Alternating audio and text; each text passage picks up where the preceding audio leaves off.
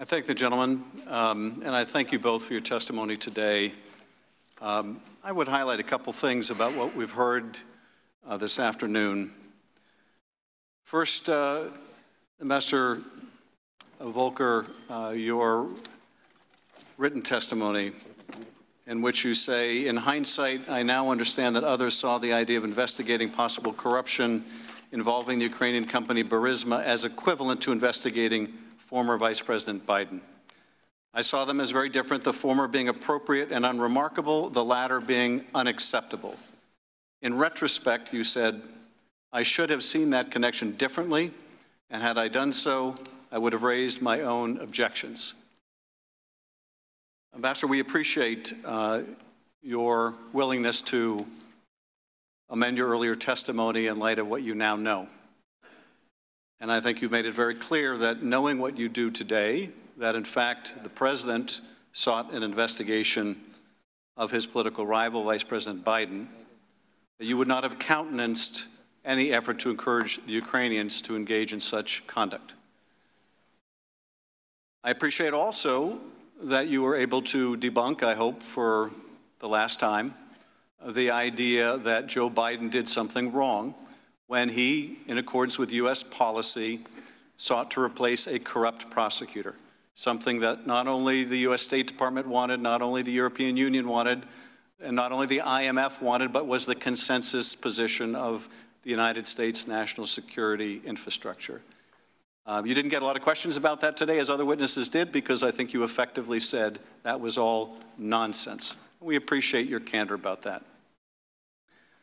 Mr. Morrison, I think what is most remarkable about your testimony is the acknowledgement that immediately after the Vice President met with President Zelensky in Warsaw, you witnessed Gordon Sondland meeting with Andrei Yermak, a top advisor to President Zelensky, and then immediately thereafter, Sondland told you that he had informed the Ukrainians that if they wanted that $400 million in military aid, they were going to have to do those investigations that the President wanted.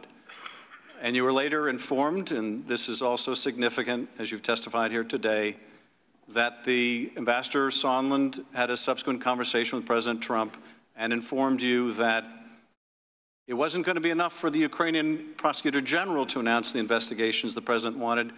President Zelensky had to do it himself if he wanted to get that aid, let alone the meeting in the White House. Now, you've been asked to opine on the meaning of the term bribery, although you weren't asked to opine on the meaning of the terms high crimes and misdemeanors. But bribery, for those watching at home, is the conditioning of official acts in exchange for something of personal value.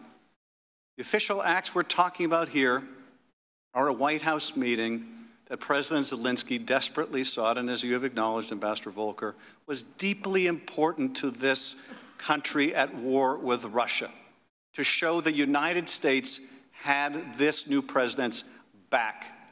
That meeting was important. That meeting is an official act. The military assistance is even more significant because Ukrainians are dying every day in their war with Russia.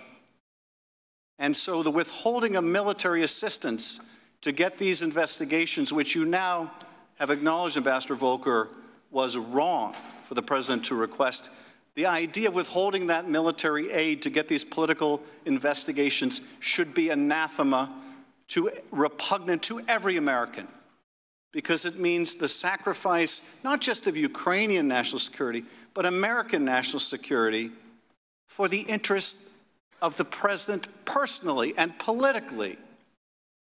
Now, my Republican colleagues, all they seem to be upset about with this is not that the President sought an investigation of his political rival, not that he withheld a White House meeting and $400 million in aid we all pass on a bipartisan basis to pressure Ukraine to do those investigations. Their objection is he got caught. Their objection is that someone blew the whistle, and they would like this whistleblower identified.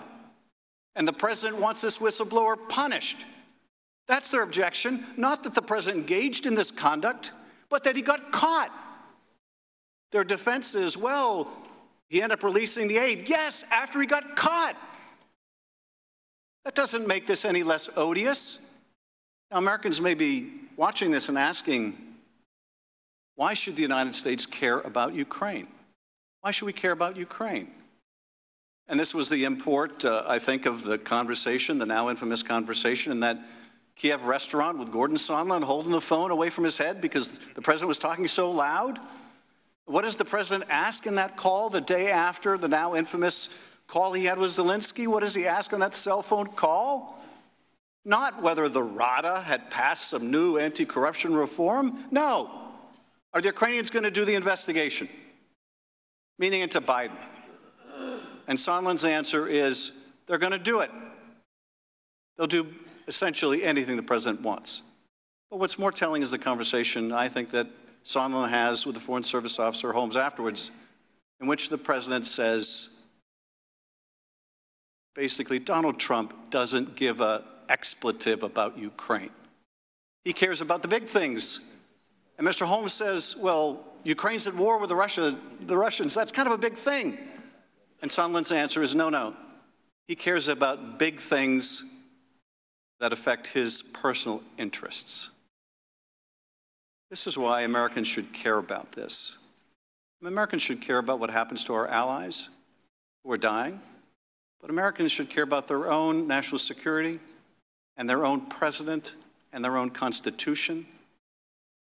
And they will need to ask themselves, as we will have to ask ourselves in Congress, are we prepared to accept that a president of the United States can leverage official acts, military assistance, White House meetings, to get an investigation of a political rival? Are we prepared to say, well, you know, I guess that's just what we should expect of a president of the United States?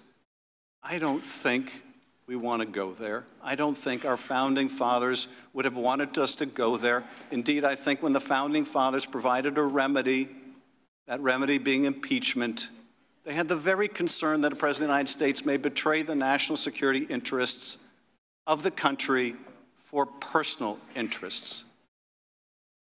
They put that remedy in the Constitution, not because they wanted to willy-nilly overturn elections. No, because they wanted a powerful anti-corruption mechanism when that corruption came from the highest office in the land.